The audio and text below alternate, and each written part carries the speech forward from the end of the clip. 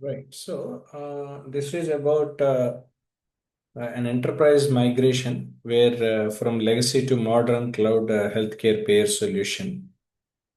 Wherein in this session we are going to learn about how the architectural transition will be taken place and what must be the data mapping strategy, including any core migration phases, all that.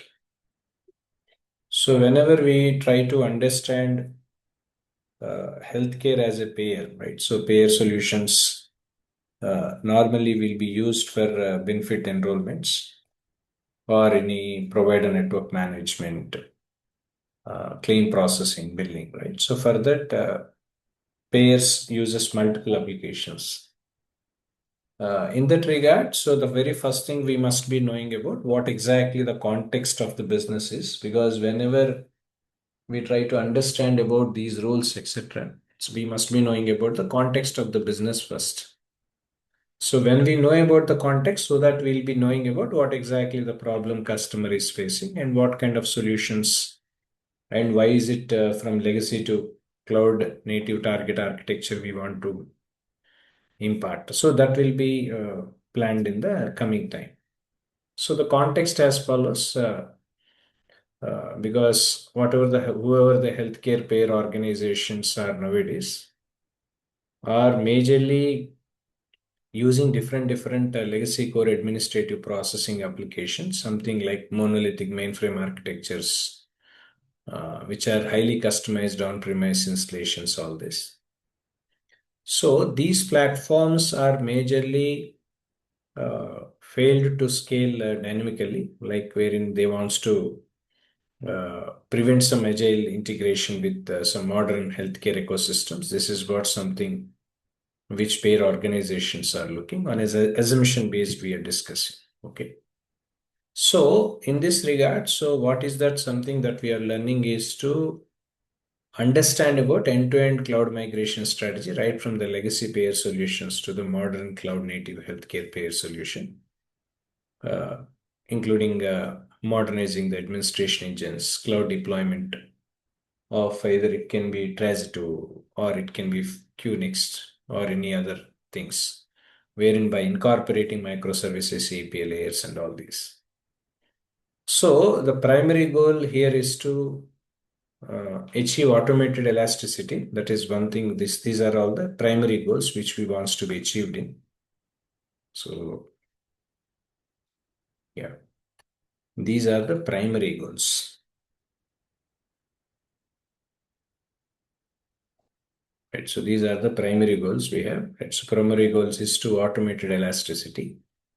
At the same time, modernizing the electronic data interchanges, either it can be 835 file or it get 835, all these, along with enforcing whatever the HIPAA compliances we have.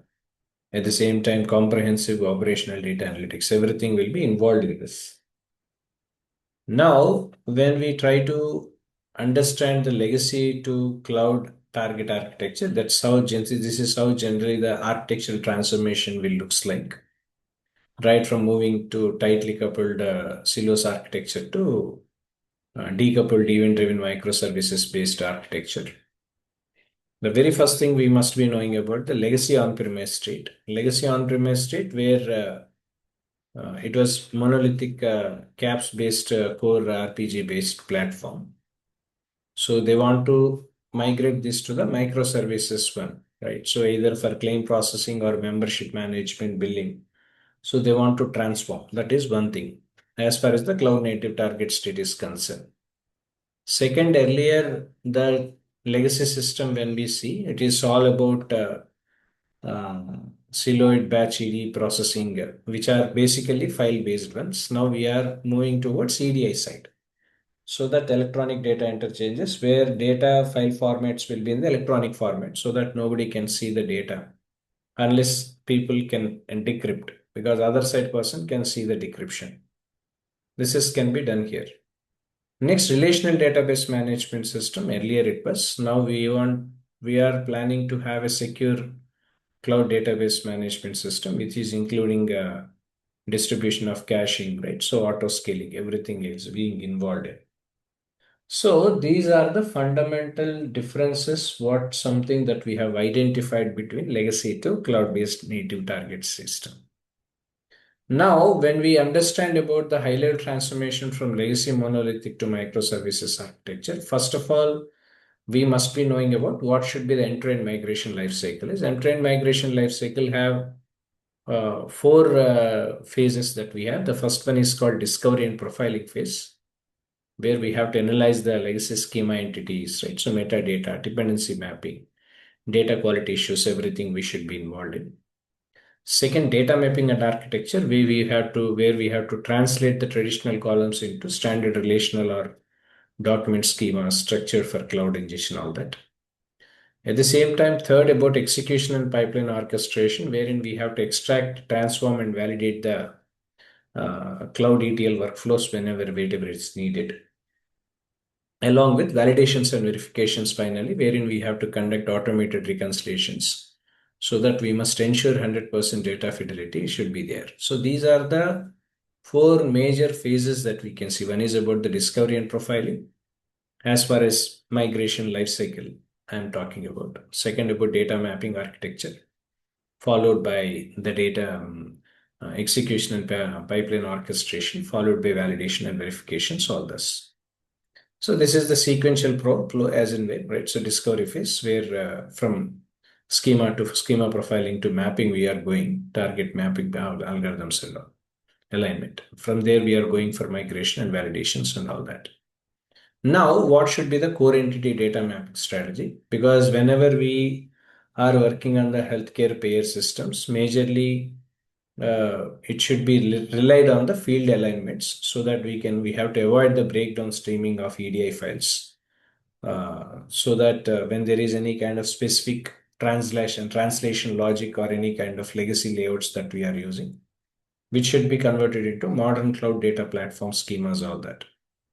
So for this is the structure Ben should be knowing, okay? Because when we see the legacy field names, for example, legacy field name called MEMB dash ID num, right? So from there we are moving to cloud target cloud entity as member dot subscriber ID. As a data type, we have to initiate, wherein whenever we are transforming, we need to understand the business rules. These business rules can slightly vary from company to company, user to user. This can be varied, wherein they may require some kind of hyphensis, or it can be something like alphanumeric based on the line of business they have, etc.